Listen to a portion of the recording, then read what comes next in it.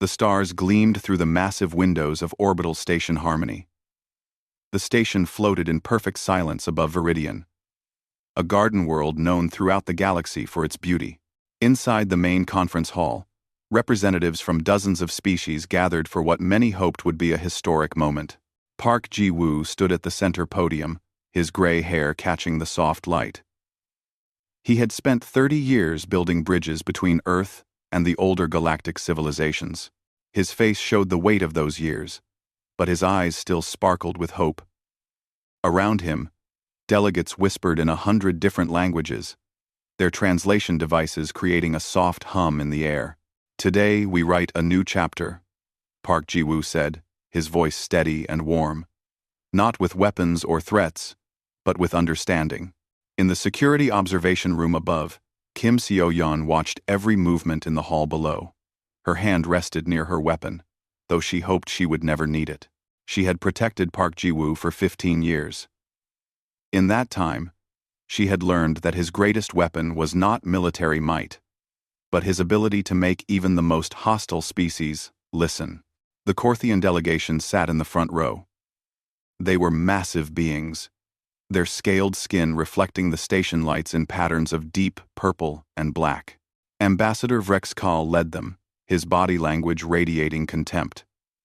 The Korthians controlled 70 star systems. Their empire had crushed a dozen smaller species over the past century. They viewed humans as newcomers, barely worth noticing. Park Ji-woo had worked for 5 years to arrange this meeting. The Korthians had been expanding toward human space. Small conflicts had erupted at the borders. Ships had been lost. Colonies had been threatened. Park believed that dialogue could prevent a war that would cost millions of lives. "The Korthian Empire has strength," Park continued, gesturing toward Vrexkal. "This is undeniable. But strength alone does not build civilizations that endure. Cooperation, mutual respect, shared prosperity. These are the foundations of true power." Vrexkal's translator device conveyed his response with clear mockery. "The human speaks of strength as if he understands it. Your species has spread to 40 worlds in 50 years, yet you avoid every conflict. You negotiate when you should fight. You offer treaties when you should take. This is not strength. This is fear." Park Ji-woo smiled gently. "Perhaps what you see as fear is simply wisdom. War should always be the last choice, not the first." Kim Seo-yeon tensed in the observation room. She had heard the intelligence reports. The Korthians were not negotiating in good faith. They were stalling while they positioned their fleets. But Park Ji-woo believed he could reach them, could make them see reason. Admiral Lee Sung-min commanded the small human fleet stationed 2 light hours away. She sat in her command chair aboard the battleship, indomitable, monitoring the feeds from the station. Her crew was on full alert, though they appeared relaxed. That was how humans operated now. They looked peaceful, diplomatic, and unthreatening. They had become very good at looking that way. Lee Sung-min remembered the early days of human expansion into space.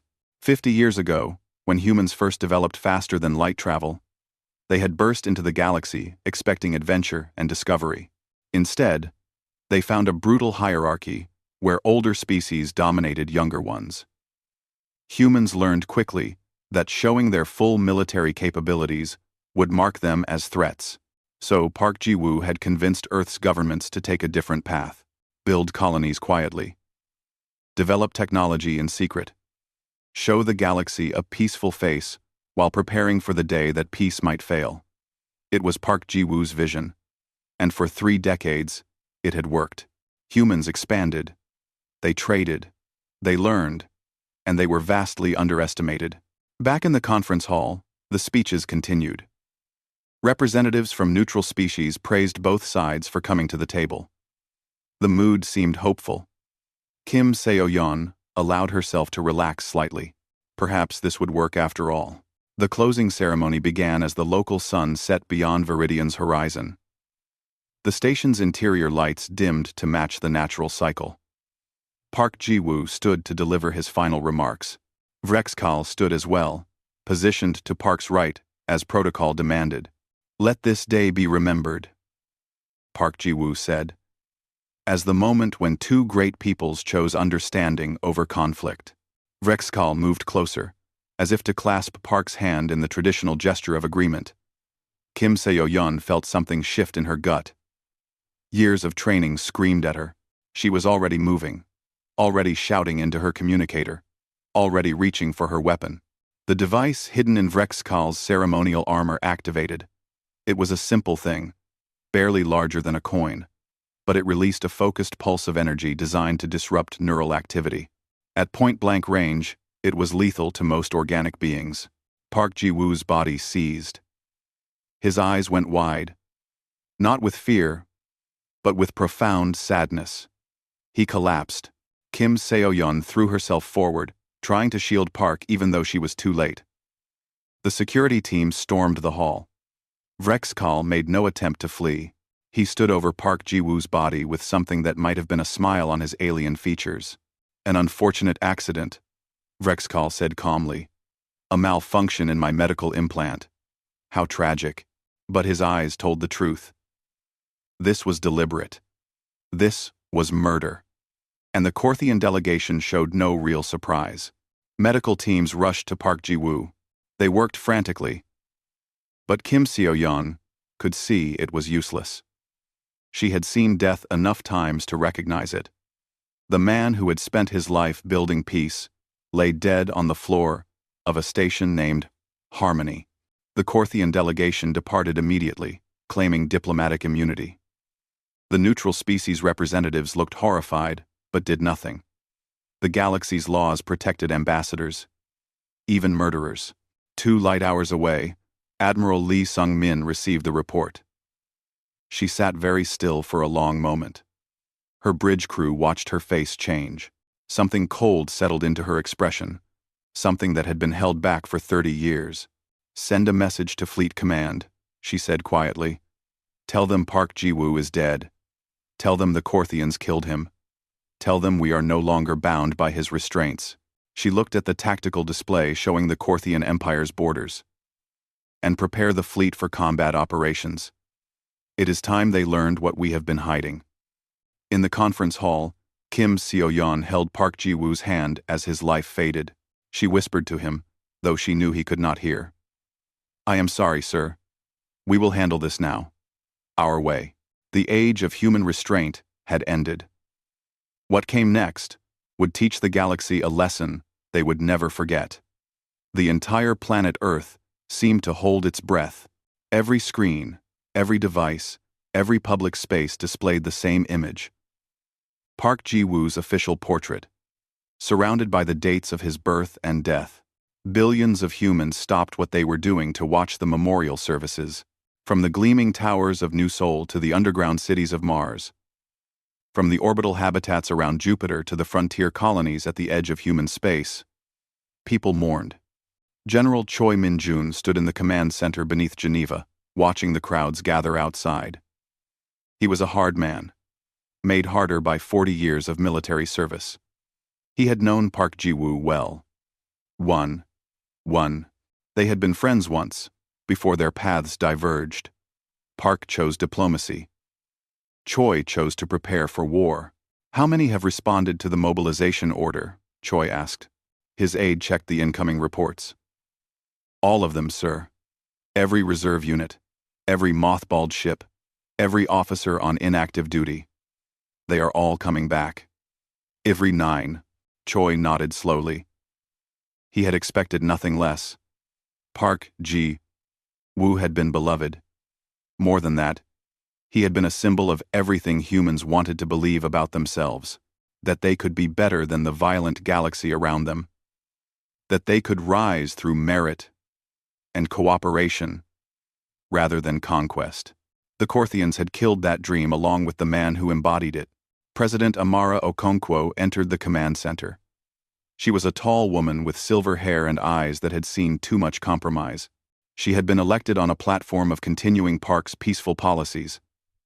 Now she would have to authorize something very different. Give me the full picture, she said to Choi. No political softening. I need the truth.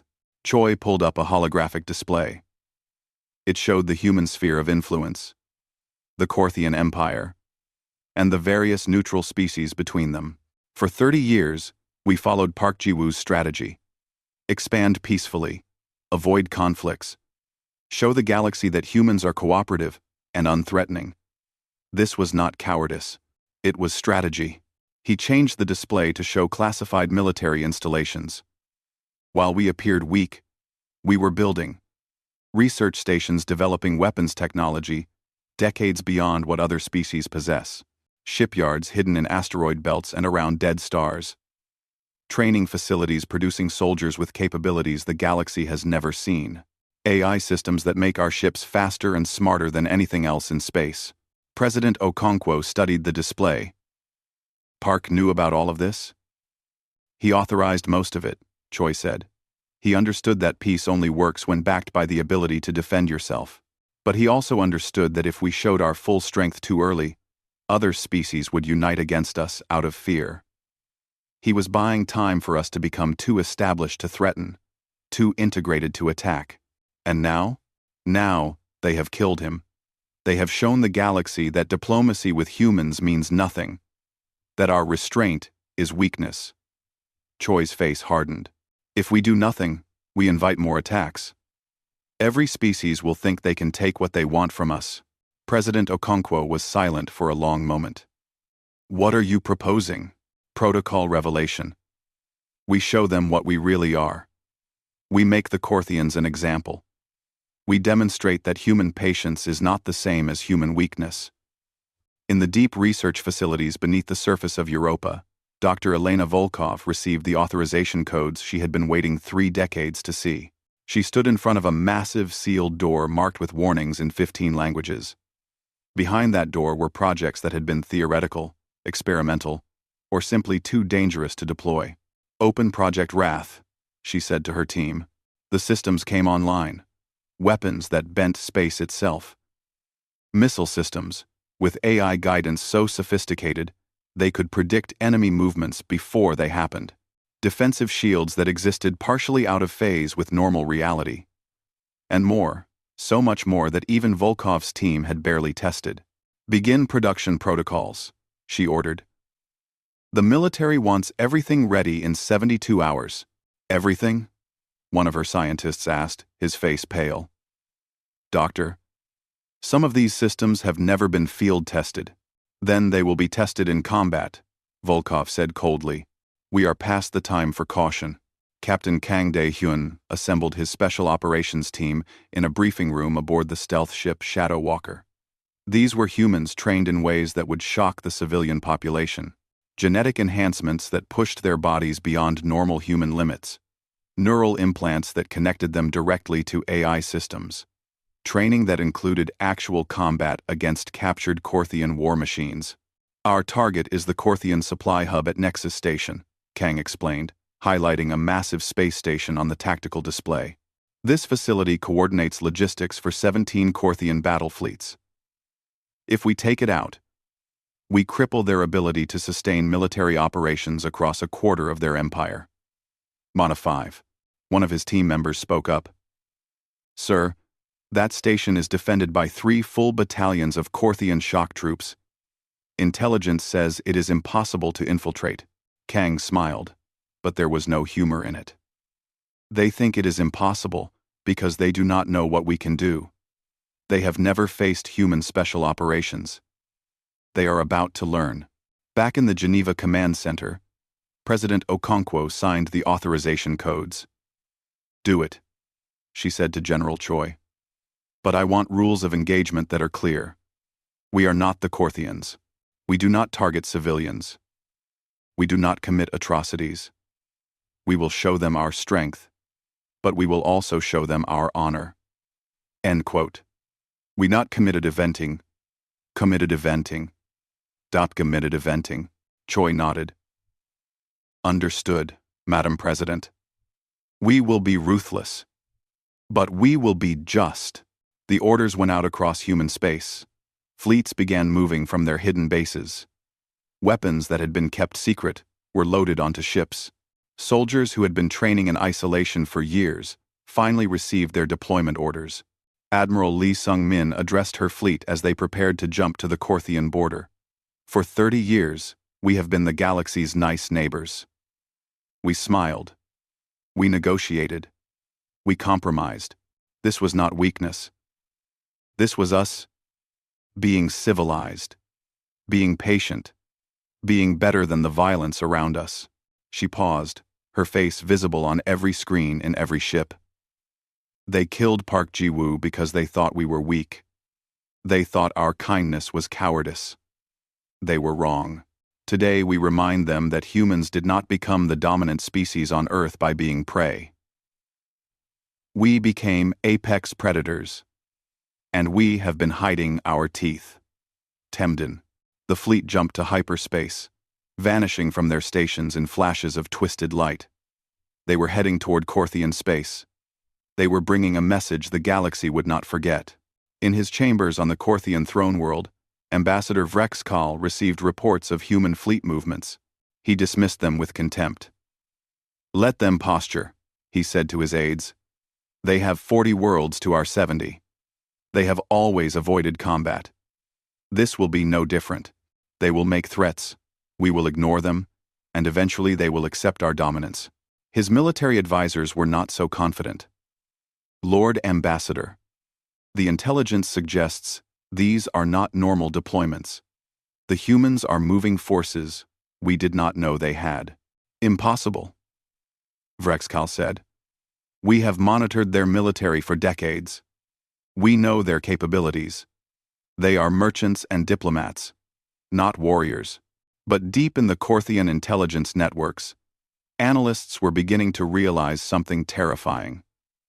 The human ships they were detecting did not match any known human designs. The energy signatures were wrong. The formation patterns were sophisticated beyond anything humans had shown before.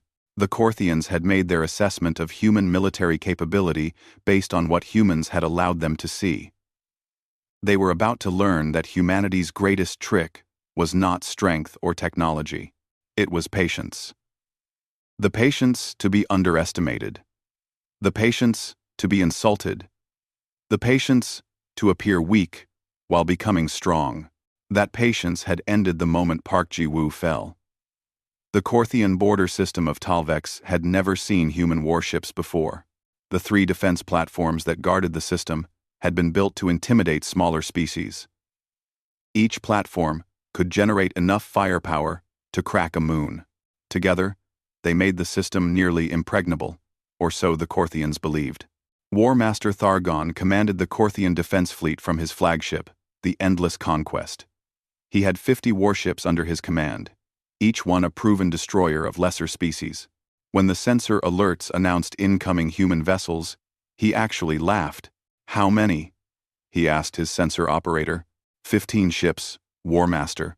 Destroyer class by their energy signatures." Thargon's laughter grew louder. "They send 15 ships against our 50? Against our defense platforms?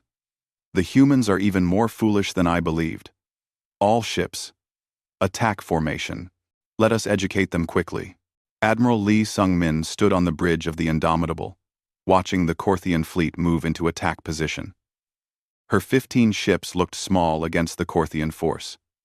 That was intentional. Let them think they had the advantage. Let them commit fully to the attack. "Weapons status?" she asked calmly. "Quantum disruptors, charged and ready." Her weapons officer reported. "Dimensional shields online. AI combat systems synchronized across the fleet. Enemy fleet is opening fire," the tactical officer announced. The Korthian attack was impressive. Hundreds of missiles and energy beams crossed the space between the fleets.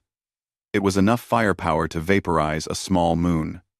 The Korthians expected to see human ships torn apart. Instead, reality itself seemed to bend around the human vessels. The dimensional shields existed partially out of phase with normal space. Korthian weapons passed through where the human ships appeared to be, hitting nothing but empty space. The few shots that did connect splashed harmlessly against energy barriers that should not have been possible. "Return fire," Lee Sung-min ordered. The quantum disruptors activated. They did not fire energy beams or missiles. Instead, they projected fields that destabilized matter at the quantum level. A Korthian battleship, touched by the disruptor field, simply came apart, its molecular bonds failing catastrophically. In 3 seconds, a ship that had taken years to build became an expanding cloud of atoms. Thargon stared at his displays in disbelief. What was that? What kind of weapon? Before his crew could answer, 5 more of his ships died. The human vessels moved with impossible precision, their AI systems predicting Korthian movements before they happened. Every human shot found its target. Every Korthian shot missed. "Defense platforms, engage," Thargon roared.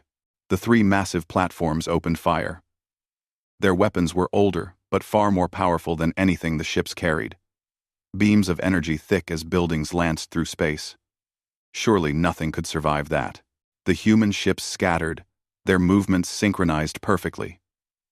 2 of them turned toward the nearest platform and fired something new. Missiles, but unlike any missiles the Korthians had seen. These missiles thought for themselves, their AI cores more sophisticated than most organic minds. They dodged point defense fire with ease, weaving through space like living things. When they struck the defense platform, they did not explode. Instead, they burrowed into the structure, their nanite payloads eating through armor and systems. Within minutes, the platform's power core destabilized. The explosion lit up the system like a new sun. Commander Yoon Jae-sung led his fighter wing into the chaos. The human fighters were small, fast, and deadly. Each pilot was directly connected to their ship's systems through neural links. They did not react to threats. They anticipated them. The AI systems in their fighters predicted enemy movements hundreds of times per second, giving the pilots information faster than conscious thought. A squadron of Korthian interceptors moved to engage them. The Korthians had numbers and firepower. But Yoon's pilots had something better. They had perfect coordination. They moved as one organism, their AI systems linked together. When the Korthians tried to target them, they were not fighting individual pilots. They were fighting a distributed intelligence that existed across dozens of ships. The Korthian squadron died in less than a minute. Yoon's wing lost nothing. "This is impossible," Thargon shouted. "How can they move like that? How can their weapons be so powerful?" His second-in-command looked at the tactical display with growing horror. "War Master, we have lost 30 ships. The platforms are gone. We cannot win this battle. Retreat is not the Korthian way," Thargon growled. But even as he said it, he knew the truth. This was not a battle. It was a slaughter. Admiral Lee Sung-min opened a communication channel to the remaining Korthian ships. Her face appeared on their screens, cold and merciless. "I am Admiral Lee Sung-min of the United Earth Fleet. You are wondering how this is possible. You are wondering how we hid this strength. Let me explain something to you. F. She gestured at the debris field that had been the Korthian defense fleet. "For 30 years, Park Ji-woo convinced Earth to show you only what we wanted you to see. We acted peaceful because we chose peace, not because we were incapable of war. We negotiated because we preferred cooperation, not because we feared conflict. We restrained ourselves because a good man believed in a better way." Her expression became ice. "You killed that good man. You murdered him because you thought our restraint was weakness. Now, you will learn the truth. What you saw of humanity before was us being civilized. What you see now is us being human. And humans survived on a death world by being the most dangerous thing on it. In the debris field, something else was happening. Small shapes moved between the wrecks. Too fast for Korthian sensors to track clearly. Captain Kang Dae-hyun and his special operations team were already at work. They had inserted during the confusion of battle, using the debris as cover. Their target was a command ship that had survived, crippled but intact. Kang's team moved through vacuum with practiced ease, their powered armor making them far more than human. They cut through the hull and entered the Korthian ship. The Korthian crew had no idea what hit them. The humans moved too fast, their augmented reflexes making them seem to teleport from place to place. Stun weapons took down defenders before they could react. Within minutes, Kang's team had secured the ship's data core. Package acquired, Kang reported. Extracting now. They were gone before the Korthians even realized they had been boarded. The data they took contained tactical information, fleet positions, and defense protocols. In one operation, they had compromised Korthian military security across multiple systems. Back in the Tal Vex system, the battle was over. The Korthian fleet was destroyed. The defense platforms were gone. Admiral Lee Sung-min allowed the surviving ships to flee. She wanted them to carry the message. Broadcast this across all frequencies, she ordered. Make sure every Korthian hears it. Make sure the entire galaxy hears it. Her message was simple and terrifying. The Korthian Empire killed our leader during peace negotiations. This was your first lesson in the price of that action. We have taken Tal Vex system. We are not leaving. We are coming for the next system, and the next, and the next. You wanted to see human strength. Now you cannot look away. Across Korthian space, fleet commanders received the reports with disbelief. One human fleet had destroyed a major border defense in hours. The humans had not lost a single ship. The technology they displayed was beyond anything the Korthians possessed. In the capital, Empress Korthva called an emergency war council. How is this possible? She demanded. Our intelligence said the humans were weak. Her military advisors had no good answers. They deceived us, Majesty. They hid their true capabilities. We made our assessments based on incomplete information. Then get me complete information, the Empress roared. Find out what they have, how many ships, what their real capabilities are, and find out how to stop them. But even as she gave the orders, she felt something she had not felt in decades. Fear. The humans had announced their intentions clearly. They were not stopping at Tal Vex. They were coming for the entire border. And based on what they had just demonstrated, they might actually succeed. In human space, celebrations erupted. The footage from Tal Vex spread across every colony. Humans watched their fleet destroy the Korthians with overwhelming superiority. After decades of being dismissed and underestimated, humanity had shown its teeth, but General Choi Min-jun did not celebrate. He studied the casualty reports. 0 human losses. Perfect execution. Then he looked at the projections for the next phase of the campaign. The Korthians would adapt. They would gather more ships. They would fight harder. The real war was just beginning. But humanity had sent its message. The age of human restraint was over. The galaxy would learn to respect them. One way or another. The Galactic Council chamber had never been so full. Representatives from every major species crowded into the ancient space station that served as neutral ground for galactic politics. The emergency session had been called after humans took their third Korthian system in as many weeks. The mood was tense, fearful, and confused. Counselor Zelnara of the Vrin Collective called the session to order. Her species had been neutral peacekeepers for centuries, never taking sides in galactic conflicts. Now she faced something that terrified her. A species that had appeared peaceful was revealing itself to be the most militarily powerful force in the galaxy. We are here to address the human military campaign against the Korthian Empire, Zelnara announced. The Council must decide if this action violates galactic law and what measures should be taken. The Korthian representative, a lesser diplomat named Vorks, stood immediately. The humans are engaging in unprovoked aggression. They have destroyed our fleets and occupied our territory. This is an act of war that the Council must condemn. Before anyone could respond, the chamber doors opened. Ambassador Park Min-seo entered, flanked by 2 human security officers. She was younger than her father had been, but she carried herself with the same calm dignity. The resemblance was striking enough that several representatives shifted uncomfortably. "The Council recognizes Ambassador Park Min-seo of Earth," Zelnara said carefully. "You may address the Assembly." Zelnara. Min-seo walked to the speaker's podium with measured steps.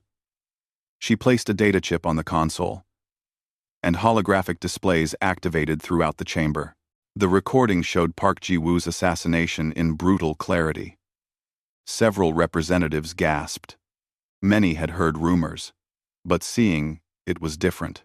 "My father spent 30 years of his life building peace," Min-seo said, her voice steady despite the emotion behind it. "He believed that species could coexist through cooperation and mutual respect. He convinced Earth to restrain its military power in favor of diplomatic solutions. He taught us to be patient, to be understanding, to be better than the violence that surrounds us." She looked directly at the Korthian representative. The Korthian Empire repaid his dedication by murdering him during a peace conference. They assassinated a diplomatic envoy under the protection of neutral territory, and then they claimed it was an accident. Vorks started to object, but Min-seo continued, her voice growing harder. "Galactic law is clear. The assassination of a diplomatic envoy is one of the few crimes that justifies military response. My father showed restraint. They killed him for it. Now you ask us to show restraint again? To accept his murder and continue as if nothing happened?" The chamber erupted in debate. Some species agreed that the Korthians had violated sacred diplomatic principles. Others feared what human military power meant for the galactic balance. Everyone was afraid of what would happen next. In Korthian space, the situation was becoming desperate. Admiral Lee Sung-min's fleets had taken 5 systems. Human special operations teams were sabotaging supply lines deep behind Korthian borders. Captain Kang Dae-hyun had become a legend of terror, his teams striking targets the Korthians thought were secure.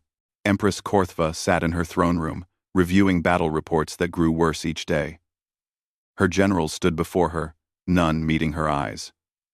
"How many ships have we lost?" she asked.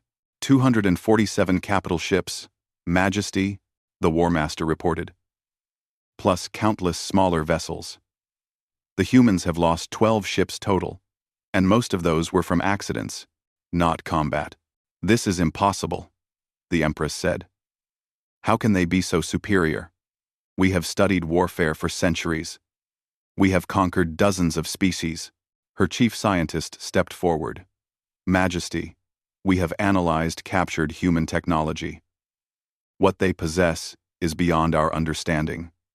Their AI systems are more advanced than any organic mind. Their weapons manipulate reality at the quantum level. Their shields exist partially outside normal space. This is technology that should not be possible. Then how did they develop it? They have been working on it for decades, hiding their research from galactic observation. While they appeared to focus on trade and diplomacy, they were actually engaged in the most intensive military research program in galactic history.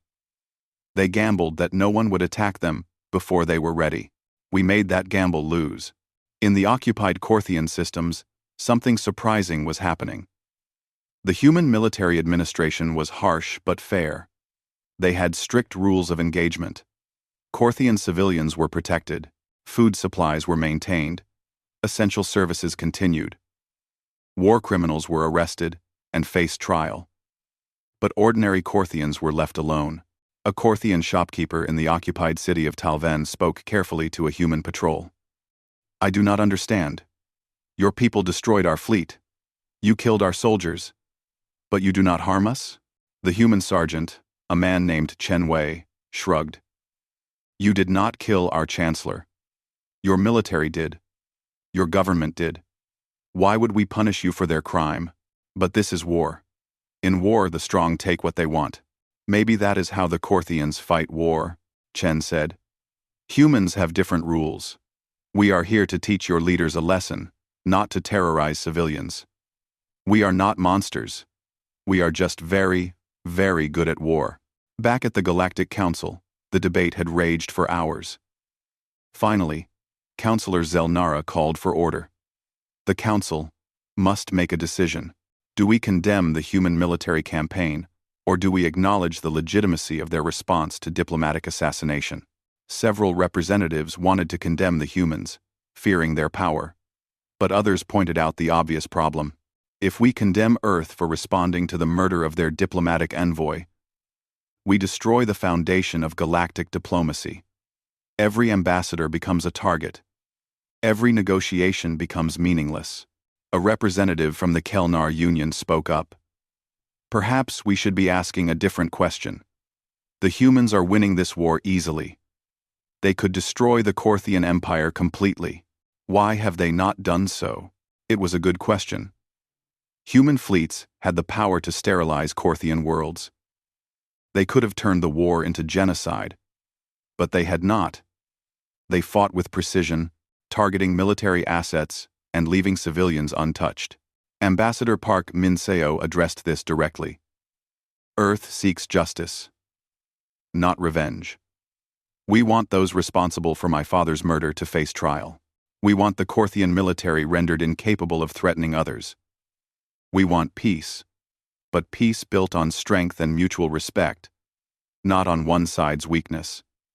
And if the Korthians surrender? Zelnara asked. What are Earth's terms? Do. Complete military surrender.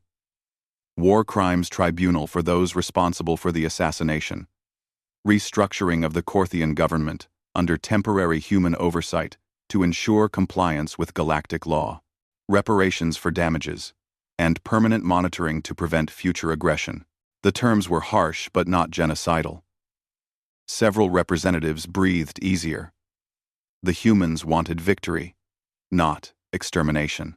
In the Korthian capital, Empress Korthva received the human terms. Her advisors urged her to reject them, to fight to the last. But she was not stupid. She had seen the battle reports. She had watched human fleets dismantle her military with contemptuous ease. How long can we hold?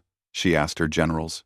If we gather every ship, if we fight with everything we have, we might delay them for another month, maybe 2. But we cannot win. Their technology is too advanced. Their tactics are too perfect. And they have barely shown us their full capabilities. The Empress closed her eyes. Her empire had stood for 3 centuries. It had crushed everyone who opposed it. Now it faced an enemy that made all that power meaningless. What happens if we do not surrender? They will take every system we have. They will dismantle our military piece by piece. And eventually, when they tire of our resistance, they may decide that extermination is simpler than occupation. They have shown restraint so far. There is no guarantee they will continue to do so. Far from the political discussions, Captain Kang Dae-hyun crouched in the shadows of a Korthian military command center. His team had infiltrated the facility to gather intelligence on the remaining Korthian fleet positions. They moved through the complex like ghosts, their advanced stealth systems making them invisible to Korthian sensors. Data acquired, Kang whispered into his comm. Extracting now. But as they moved to leave, alarms suddenly blared. The Korthians had upgraded their security systems. Kang's team was detected. Contact! One of his soldiers shouted as Korthian security forces poured into the corridor. The fight was brief and brutal. Human weapons cut through Korthian armor like paper. Human reflexes, enhanced by neural implants and genetic modification, made them seem superhuman. But there were dozens of Korthians and only 6 humans. Kang took a hit that cracked his armor, but his team kept fighting. They made it to their extraction point and escaped. But barely. Back on their ship, Kang reviewed the data they had stolen. It showed the Korthian military gathering for one last desperate stand. They were pulling ships from every corner of their empire. It would be the largest fleet ever assembled. And it would still not be enough. Kang thought about Park Ji-woo, a man he had never met but whose vision had shaped his entire career. Park had believed in peace. Kang had spent his life preparing for war. Now, those 2 paths had collided. "Do you think we will stop after the Korthians?" one of his team members asked. "We have all this power, all this strength. What happens when there are no more threats to fight?" Kang did not have an answer. That was a question for politicians and philosophers. He was just a soldier, doing what soldiers do, teaching enemies why they should not have started the fight. The battle for Korth Prime, the Korthian homeworld, lasted 6 hours. It should have lasted weeks. The Korthians had assembled the largest fleet in their history, pulling ships from every corner of their empire. 3,000 warships, countless defense platforms, and planetary shield generators that could withstand sustained bombardment. Admiral Lee Sung-min arrived with 400 human ships. The Korthians still had numbers. They did not have hope. The battle opened with a Korthian barrage that would have vaporized any other fleet. Human dimensional shields danced between realities, making most shots harmless. The ones that connected were absorbed by energy barriers that glowed but did not break. Then, the humans returned fire. Quantum disruptors tore through Korthian formations like invisible claws. AI-guided missiles thought faster than organic minds could react. Human fighters moved with machine precision, their pilots connected directly to their ships. It was not a battle. It was an execution. Empress Korthva watched from her palace as her final defense crumbled. 3,000 ships reduced to wreckage in hours. The planetary shields flickered and died under human assault. But then, something unexpected happened. The human ships stopped firing. Admiral Lee Sung-min broadcast on all frequencies. "Korthian Military Command. This is your final chance. Surrender now and face trial under galactic law. Continue fighting and we will be forced to escalate. You have 1 hour to decide." In the palace, the Empress's generals argued for continued resistance. "We can fight from the ground. We can make them pay for every city." But the Empress understood what the humans were really saying. They had held back. Everything they had shown so far was restrained. They could destroy the planet if they wanted to. They were giving the Korthians one last chance to surrender with dignity. "Enough," she said quietly. "Send the surrender signal. This war is over." The surrender was broadcast across the Empire. Within hours, Korthian fleets across the galaxy began standing down. Some refused and were destroyed. Most accepted the inevitable. In 6 weeks, the mighty Korthian Empire had been broken. 3 days later, Empress Korthva stood in chains before a tribunal. The courtroom was on a neutral station, overseen by representatives from a dozen species. Human, Korthian, and neutral judges sat in judgment. The gallery was packed with observers from across the galaxy. Ambassador Park Min-seo sat in the front row, watching the proceedings with careful attention. This was her father's dream, in a twisted form. Justice through law. Not through might. But it had taken overwhelming force to get here. The trial was methodical and fair. Evidence was presented.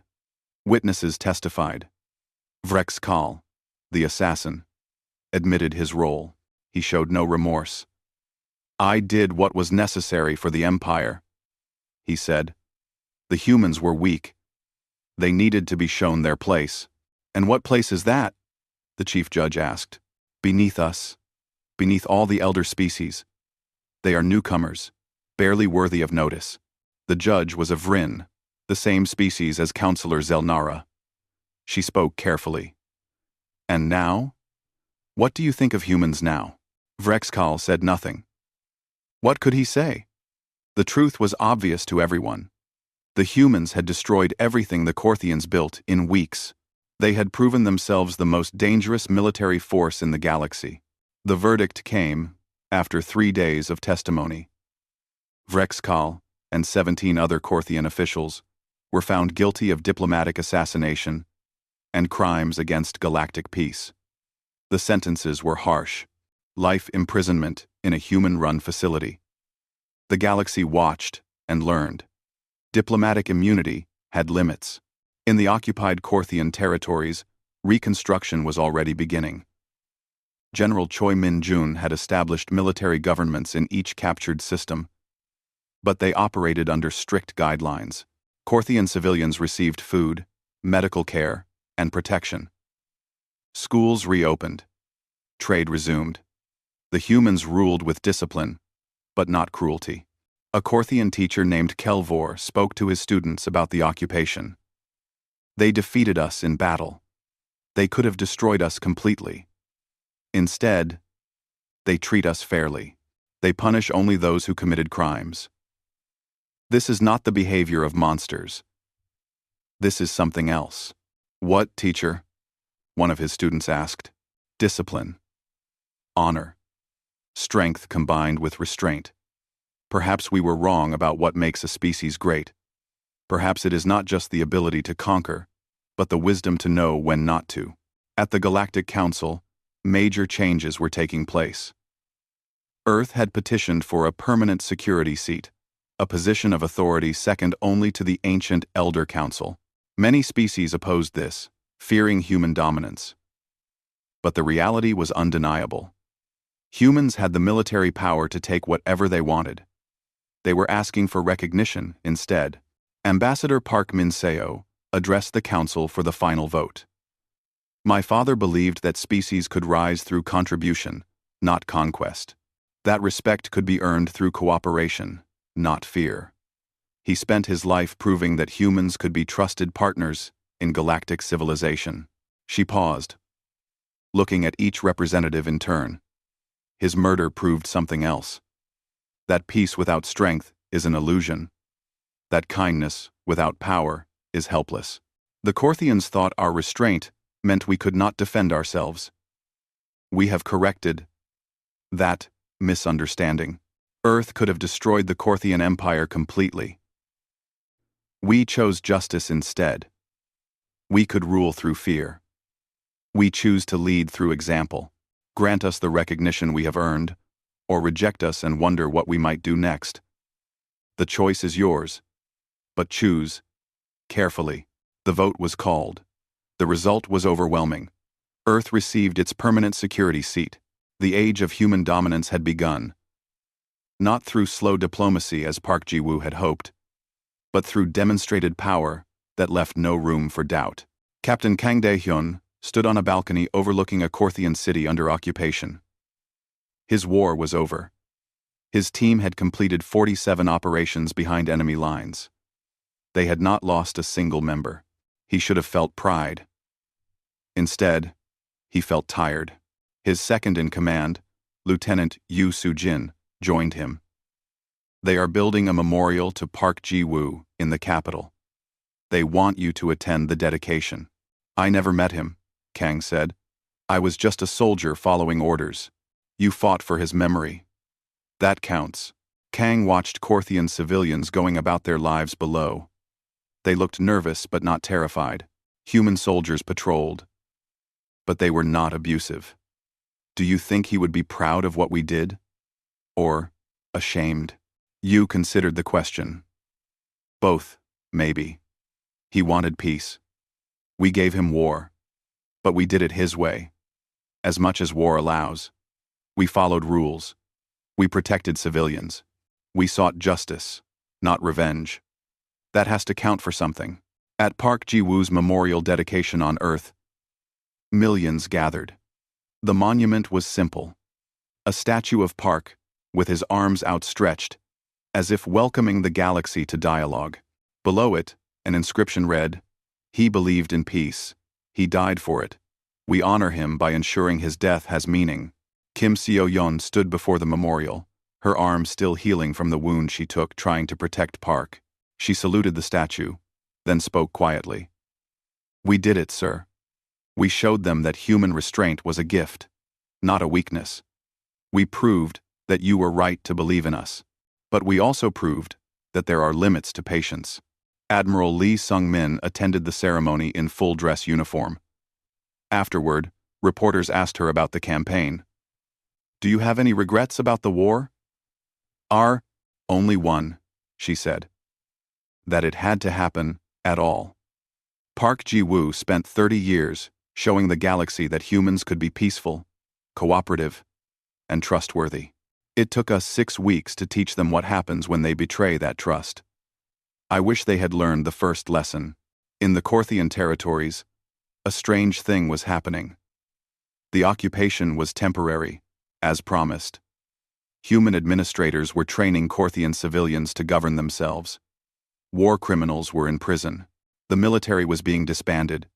But ordinary Korthians were learning to live under a new system. One based on law, not power. On justice, not domination. Empress Korthva, stripped of her title and awaiting trial, spoke to the human officer escorting her. You have taken everything from us. Our empire, our pride, our future.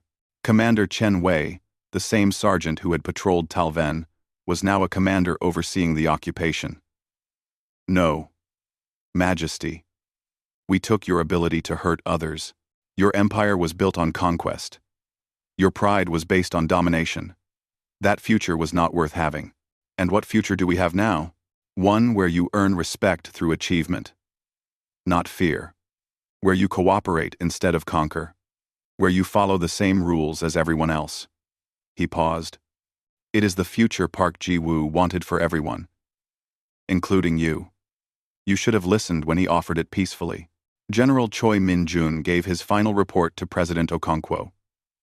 The Korthian military is dismantled. Occupied territories are stable. War crimes tribunals are proceeding.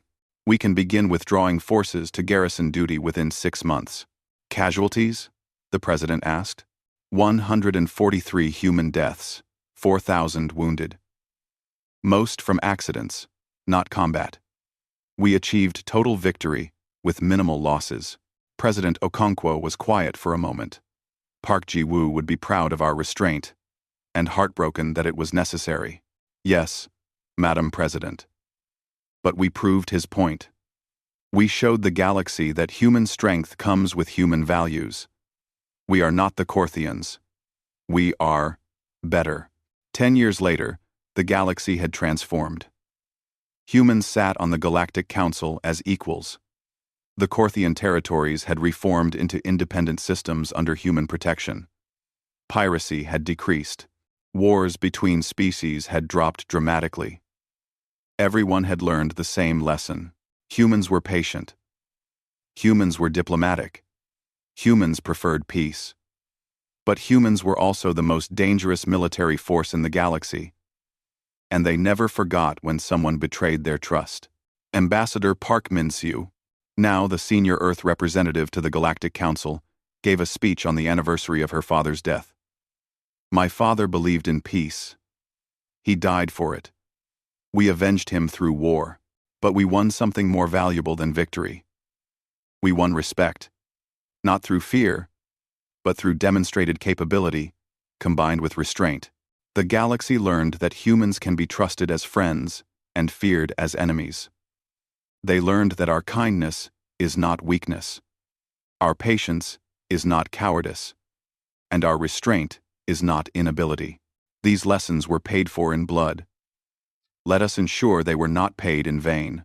In a quiet cemetery on Earth, Kim Seo-yeon visited Park Ji-woo's grave. She laid flowers and stood in silence. Finally, she spoke. The galaxy is safer now, sir. Not perfect, but better. We did it your way, as much as we could. We were strong, but we were just. We were ruthless, but we were honorable. I think you would understand. I hope you would approve. The wind rustled the trees around the grave. Somewhere in the distance, a ship launched toward the stars. Humanity had earned its place in the galaxy, not through centuries of slow diplomacy, but through 6 weeks of devastating war followed by merciful peace. It was not the path Park Ji-woo had hoped for, but it was the one he had made possible. The galaxy would remember him as a martyr for peace, but they would remember humanity as something else, as the species that proved restraint and power could coexist, as the people who were kind until you gave them reason not to be, as the friends you wanted and the enemy you feared. The age of human dominance had begun, and it would be remembered as the era when the galaxy finally learned to prefer cooperation over conflict. Because the alternative was facing human fury unleashed.